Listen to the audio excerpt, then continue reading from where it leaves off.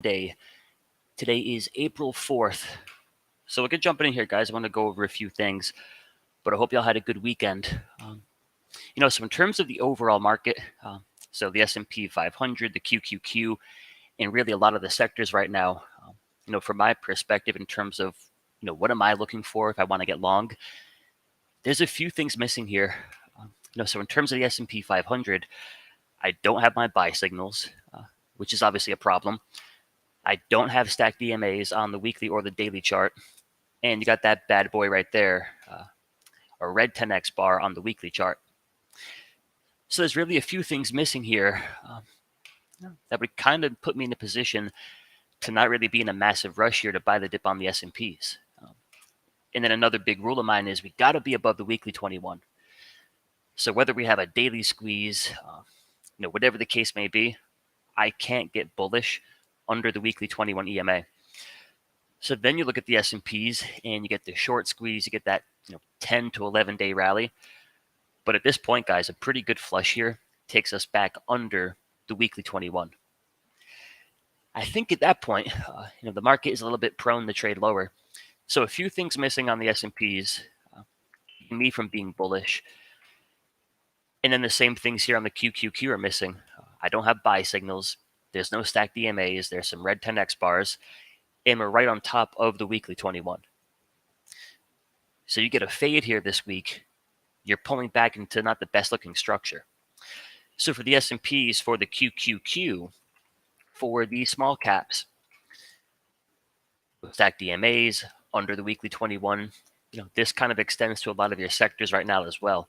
I think a lot of our favorite sectors. So in terms of like big tech, for example, XLK, right on top of the weekly 21. So if this pulls back, that's no bueno. And we don't have buy signals. We don't have stacked EMAs. Same thing over here for the semiconductors. The semis actually got a sell signal.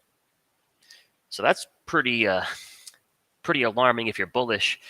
And of course, if the semis are looking a little bit iffy, then you're going to see names like AMD with the sell signals. You're going to see names like Qualcomm with the sell signals, Micron, LRCX. So with the exception of maybe NVIDIA, semis aren't looking all that hot here. How about the transports?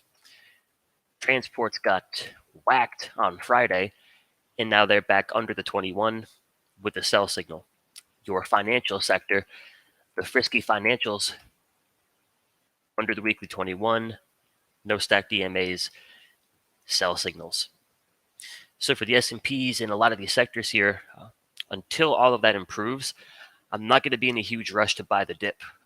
And realistically, if I have a sell signal, I'm kind of in a position where I'm waiting for a flush, then I'm waiting for a bounce. And if that bounce doesn't fix all those problems, so if that bounce doesn't take you back above the weekly 21, I'm probably going to look to short it. So that applies to the S&Ps, pretty much applies to everything, except for a few solid-looking sectors. So in terms of like bullish opportunity, here's where I think you focus this week, guys.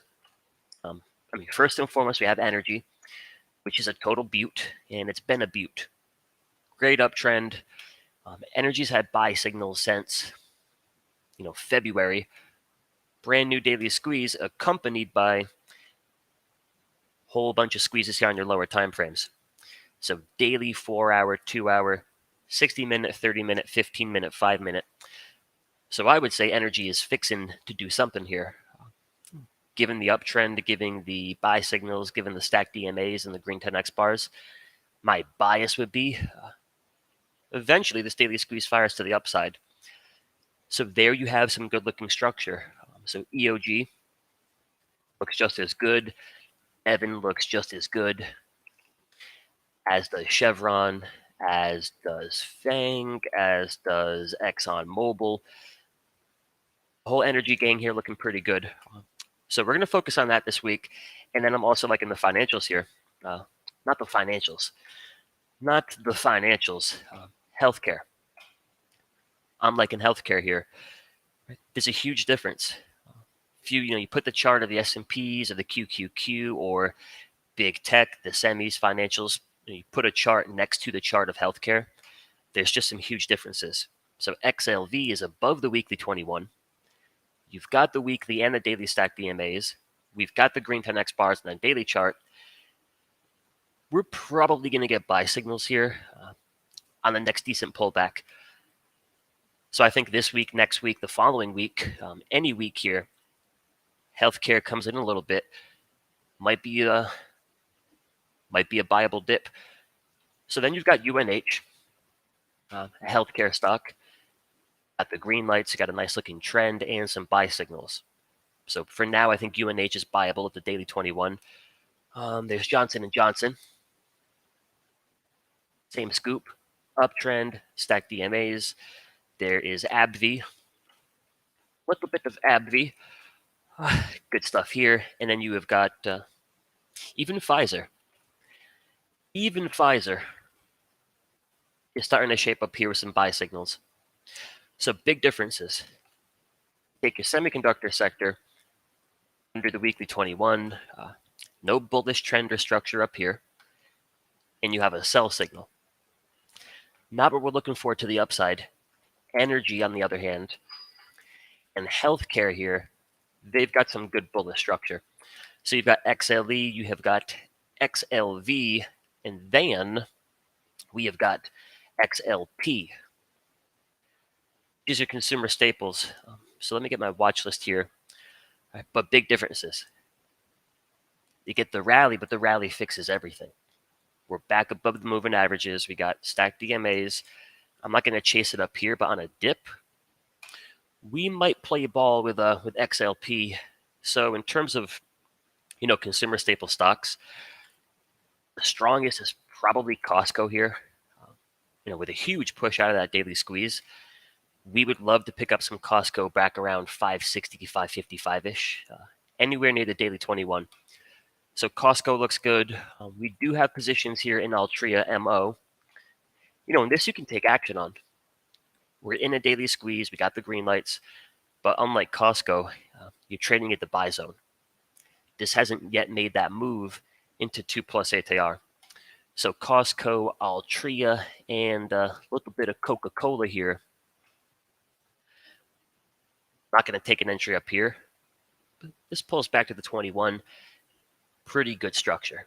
So energy, healthcare, XLP, and then one more for you guys here is going to be XLB, which is the material sector. And you're going to notice the similarities. We're above the weekly 21. We got a few green lights over here. We're waiting on a dip. So in terms of materials, you could look at Freeport, which is FCX. Pretty good structure. Got some buy signals. An entry around 49 would be pretty sweet. There's FCX. There's NEM, which is Newmont. Don't chase it up here, but pretty strong. Then you got Nucor. Nucor back around 142-ish. You got buy signals. You got the stacked DMAs. You got the green 10x bars. Whole lot to like there. So quick recap, guys. Big Tech XLK, for me, leaves a little bit to be desired here. My market is a general statement. Leaves a little bit to be desired here. In terms of good-looking trend, energy looks great. Would love to buy some healthcare on a dip. Would love to buy some consumer staples on a dip. Probably just Costco, really. And then you got materials XLB. So Altria, FCX, all good options there. Another good-looking trend in the making. And what I mean by in the making is, don't jump in today with any kind of expectations. This is smooth sailing immediately. But I do think you want to continue to keep an eye on gold here. Mainly, you're working from bigger time frames. So you got the monthly squeeze. And my thinking here is once we get that first light blue bar on the histogram, some momentum kind of does that full shift. Negative momentum, bearish momentum, exhaustion of bearish momentum, fresh bullish momentum, exhaustion of bullish momentum. So we're losing gas. Then momentum gets bearish. Now it's all starting to dry up a little bit inside a monthly squeeze with support above that monthly 21. very much like back there, you begin to see a positive histogram. It's of course not a guarantee, but just in terms of trend and structure, a monthly squeeze is oftentimes going to lead to your biggest moves. I would say 2020. 2021 was a pretty big move. The S&Ps triggered a monthly squeeze long. QQQ triggered a monthly squeeze long. And most of your favorite stocks triggered a monthly squeeze to the upside. So whether it's Apple, right, and we can kind of point fingers at the Fed and the money printer and all that, but in terms of structure, monthly squeeze fires to the upside. So it's not to say gold is going to make a similar move, but I think into May, June, July, that's the bet that we're currently placing. Come May, June, come July, come summertime, we'll be on the beach catching a good tan, and we're looking for gold, well above the current price. So the suggestion here, if you're interested, give your trade all the time in the world, and just kind of set it and forget it. We're going to work a stop on this trade with a close under the weekly 21 EMA, down around 174. So we do like gold, and then a few more guys for your BTFD by the dip watch list. Still keeping a close eye here on CCJ, which is a uranium play. I think a really good trend. And then I think the ultimate buy the dip being natural gas, UNG. A little bit extended here, but if you look at the weekly squeeze, this is going to be week 2 of that weekly squeeze firing to the upside. So if we take JC's rule of thumb, good squeeze should give you maybe 5 to 8 bars of momentum. So from that perspective, we are a little bit early. So should a move like this one back here, from late 2021 unfold, we're looking to buy the next dip, ideally, in a perfect world, back towards the 21 EMA around $18. But there you have it, guys. XLK, and don't get me wrong, I love big tech. There's just some things missing here. And I'm not going to be the first guy to get long without buy signals or stacked EMAs, especially if we're under the weekly 21, which if this sneezes to the downside this week, you're under the weekly 21. So kind of taking like a day-by-day, week-by-week approach, in terms of looking for any kind of trace to the upside in the big tech, in the big semis, the financials, basically anything outside of energy, healthcare, gold, XLP, and XLB. Just trying to keep it simple, making sure we're going into the week. And there's a few things I think you can play short in this market, so that's a different discussion. But just making sure we're coming into the week here with our bullish bias aimed towards, the best looking trends. A lot of our favorite stuff, we don't quite have that just yet. Now, Microsoft, for example, it makes a pretty ridiculous move off the bottom. For me, it's just a little bit early here. Right? If this was bullish, and if we had bullish structure, and if we had bullish trend in the probabilities, right? Because that's a game we're playing. We're playing the probabilities game. If the probabilities pointed towards the path of least resistance for Microsoft is to the upside, we'd have stacked EMAs. Kind of that simple. So as soon as Microsoft, Google, etc., are printing what I want to see, I'm going to be all over it. Until then, energy, healthcare, a few other spots, guys. So quick look here at the futures, and then I'll jump into the chat here and see what y'all got. Let's see. All right, the S&Ps are dead flat. QQQ, I think we can call that flat. The small cap futures, we can call that flat, and the Dow Jones futures, we might as well call that flat as well. The gold futures, on the other hand, little pop. Right? Little pop here this morning. Crude oil futures, quick peek here, up about 3%. And then one more chart, guys, before I take a look here. And any questions y'all have. Just keep an eye on VIX. From the perspective of VIX gets up here. Let me clean this crap up. But VIX gets up here, you're pushing through 2 ATR. Everyone's bearish. Everyone's getting hedged. Everyone's buying puts. It's typically a good moment in time for the market to crush the shorts. This works both ways. When VIX is down here at -2, everyone's getting pretty comfy again. So suddenly all the world's problems are gone, and we're all just kind of back to buying a dip and getting bullish. That might be the right trade. But in the short term, you get VIX down here at -2. Maybe not today, maybe not this week. And probably, you got some good timing here for a negative news headline, whatever that might be.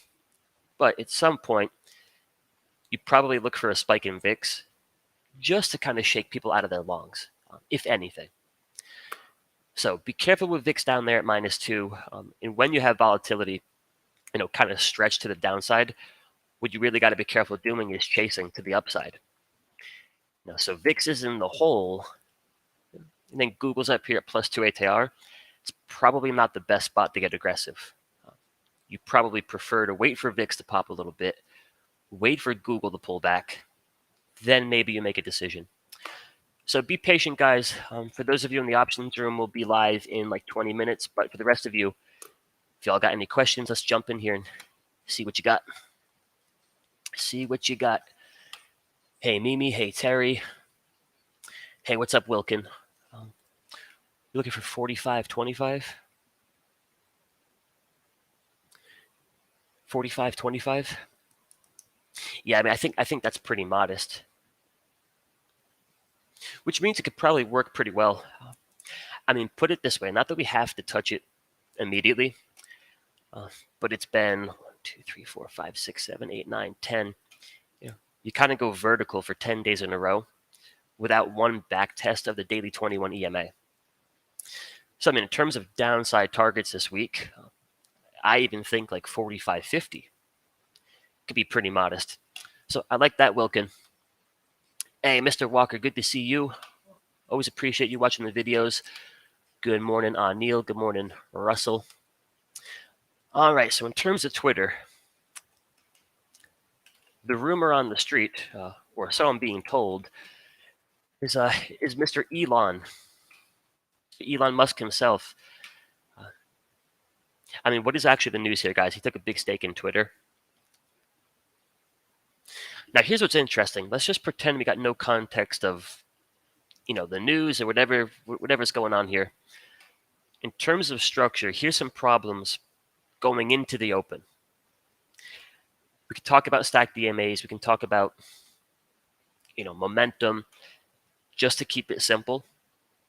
Very difficult for me to want to get bullish under the weekly 21. Right? Under the weekly 21. Weekly 21 points to the downside. You get these little pops in here, but they just keep trading lower. So in terms of structure, today could be pretty big. I'm not sure if it necessarily offers an entry this morning, but if we're thinking a little bit bigger picture here, at the moment, we're going to gap up around, let's see. It looks like we're going to open up at like $48.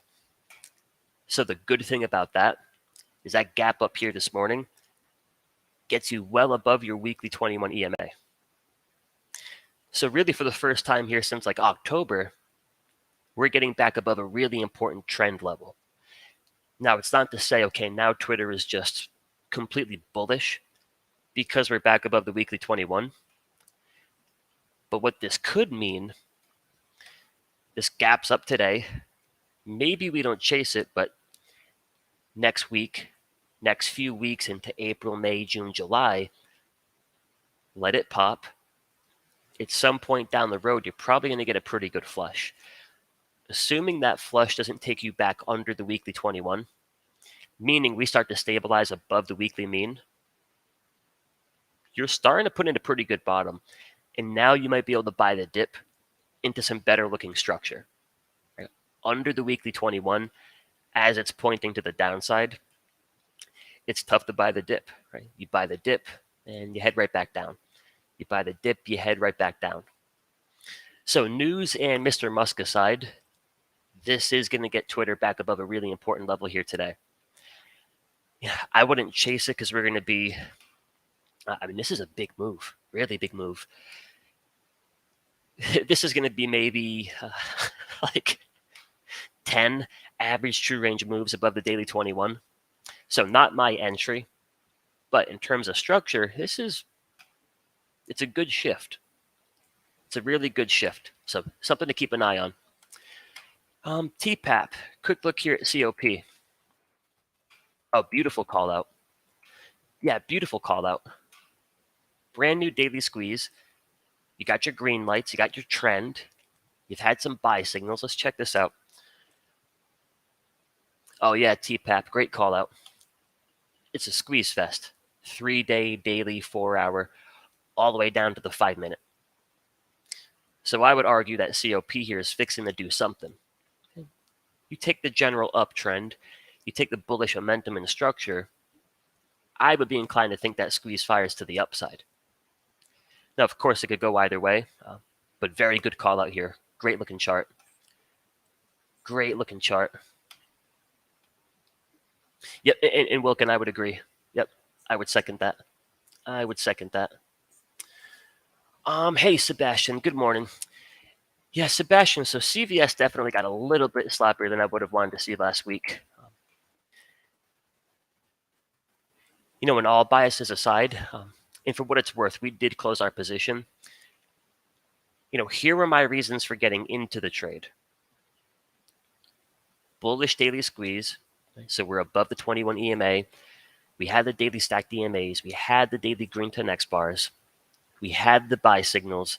We were above the 21. Now, this could easily bounce from here for sure, because this is pretty big support in this general neighborhood. But going into Friday, not only was it breaking some rules, but based on my system, it was no longer that same setup. We lost the daily stacked EMAs.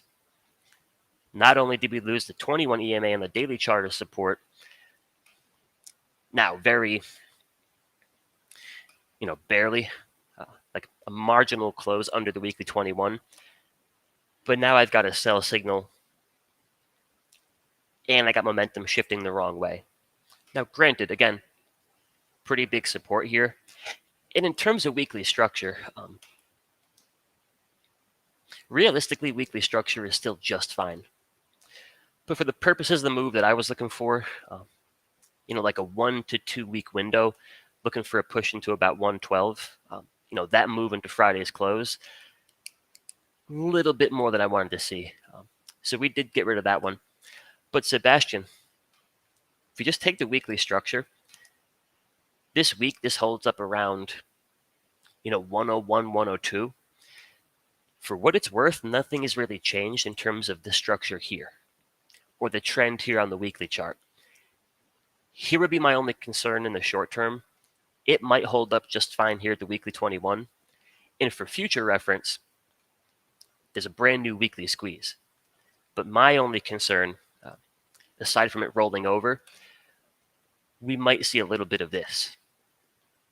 1, 2, 3, 4, 10, 12 weeks, just kind of behaving, minding its own business here at the 21. Good structure, certainly makes for a really good trade down the road, but a week, 2 weeks up to expiration, not quite what I was looking for. So I would say, Sebastian, focus on that weekly 21.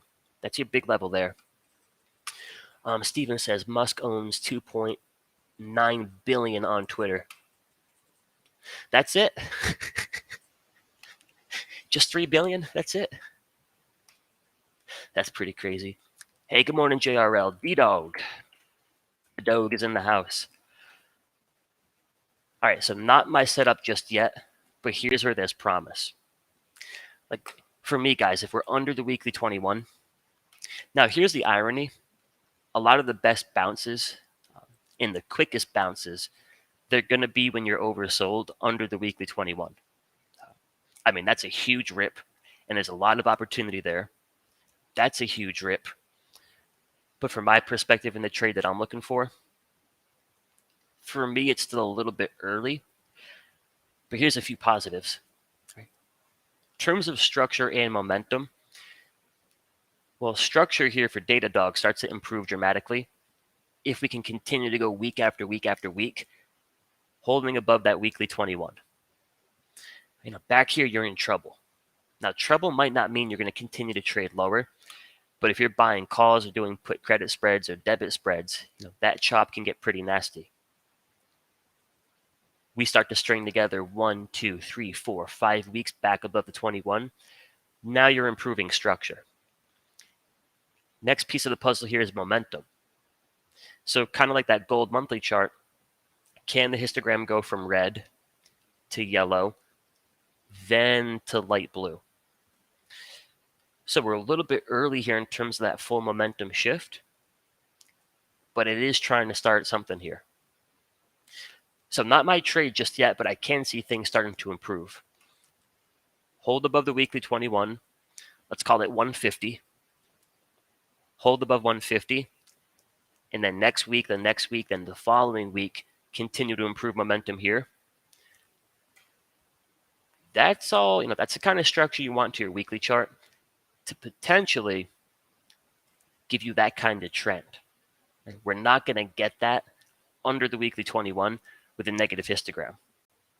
And it can take a month, maybe 2 months to unfold, but from my perspective in the short term, that is a big improvement. That is a big improvement. Hey, good morning, McNeil. So in terms of BABA, and obviously there's risk here to the Chinese stocks, just from my perspective, with the focus on structure and signals, this is just about as bearish as it could get. And here's why I'd be careful, because we just got done, or BABA just got done, making that reversion back to the weekly 21. So there's really the potential here with negatively stacked EMAs, with bearish momentum, that this bounce back to the weekly 21 is going to get met with the same rejection that we saw back here. That's why the weekly 21 is such a pivotal level.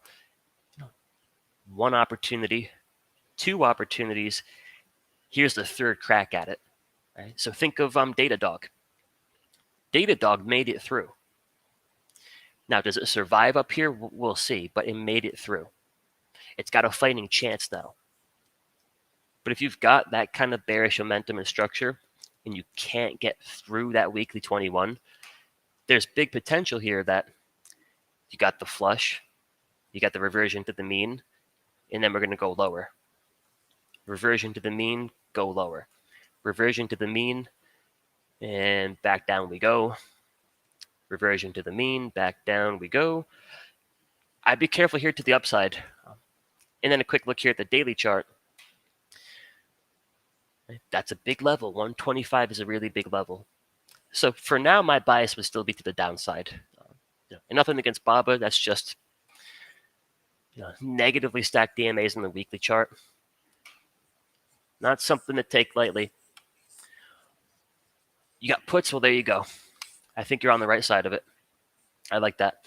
All right, guys, one last one here. Then I got to jump into the options room. But Lightning, if Tesla is not going to pull back, and that is a possibility, my friend, then what would the trigger be? Okay, great question here. So let's just say Tesla does pull back. Ideally, as close to the daily 21 EMA as possible, which right now sounds like a stretch. That's back around, $1,000, $980. So that can seem like and sound like a stretch. Keep in mind, guys, it can happen pretty quick. So that would be the ideal dip to me. But to your point, it doesn't have to pull back. We can go from being extended to really extended to very extended, like so on and so on. So here's the alternative. This is going to continue to trend higher without any kind of meaningful flush. Focus on your lower time frame squeezes. Could be a 2-hour, could be a 60-minute, could be a 30-minute. But if you look back over here, October of last year, go look at that period of time as we push from 750 to 1240. So basically doubles. almost every 30-minute hourly squeeze throughout that push was a great entry. Right? And it offers a little bit of edge versus Tesla gaps up 8%. Now we're going to jump in. Think in terms of options pricing. We really want to wait for that break in the action. A lot of times it's going to be something like this hourly squeeze. So Tesla keeps pushing. Then you get the break in the action. The beauty of that is now you got a structure to work with. You got some potential timing to work with, but your options pricing is going to get a lot better. Right? So on that push, those calls are going through the roof. That little flush and that consolidation kind of brings that call premium back down to earth just a little bit.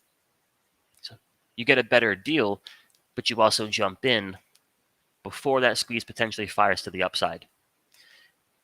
So I think you're either going to drill down to an hourly chart, 30-minute chart, and focus on the squeezes there, or we do get the flush. Keep in mind a big part of it. So if anything could buck the trend here, it's probably Tesla. A big part of it, though, is most likely going to be based on where's the overall market go. So the scenario where Tesla doesn't pull back, that's probably most likely if the S&P's just rip to 4,700 from here. Well, then we probably got no shot at seeing Tesla pull back. If the S&P's come in a little bit, then maybe. Really good question, though. Enlightening. I love that you're looking at it from both perspectives. Right? Like you said, if then. If we pull back, where do we take action? If we don't, then what should we focus on? I love that style of thinking. But all right, guys, I got to go jump in the options room here. Got to heat up the coffee real quick. But I appreciate y'all sticking around here this morning for some pre-market prep. Hope y'all found it helpful. For those of you in the options room, I'll see you guys here in a few. And then, guys, I'm not sure where you can learn more about this. And I'm not even sure if we're advertising it yet. But we are opening up our training room to the public over at Simpler. So, Mimi, I'm not sure if you've got a link or if there's anywhere they could go. However, guys, keep an eye out for that. You can come catch a few of my sessions. Henry, everybody, the whole gang. But all right, guys, be good, trade safe, and I'll talk to you soon.